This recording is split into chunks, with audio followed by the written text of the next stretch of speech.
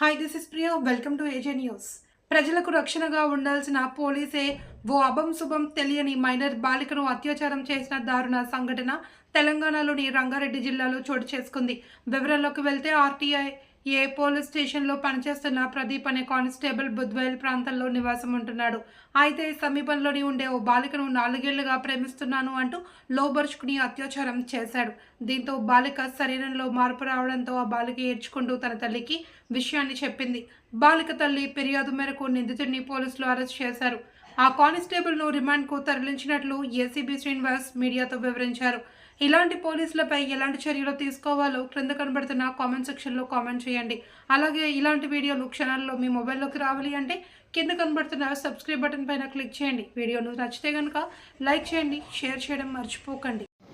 తేదీ 26/6/2024 సంవత్సరం సాయంత్రం సమయంలో బాధితురాలు తల్లి అనేటువంటి మాకు పిఎస్కు వచ్చి ఫిర్యాదు చేయడం జరిగింది. బాధితురాలు నివాసము ఉన్నటువంటి ప్రాంతంలో ఇంటి ముందున్నటువంటి గాజుల ప్రదీప్ అనే కానిస్టేబుల్ ఆర్జీఐ పిఎస్లో పనిచేస్తున్నాడు. అతను గత 4 సంవత్సరాల నుంచి ప్రార్థనకు వచ్చినప్పుడు పరిచయంగా ఏర్పడి అతని ద్వారా ఆమెకు మాయమాట చెప్పి పరిచయం పెంచుకొని పెళ్లి చేసుకుంటానని చెప్పినాడు. కానీ పెళ్లి చేసుకోమని చెప్పి అడిగినప్పుడు నాకు సంవత్సరం క్రితమే పెళ్లి అయినది అని చెప్పి నిరాకరించడం చేయడం జరిగింది.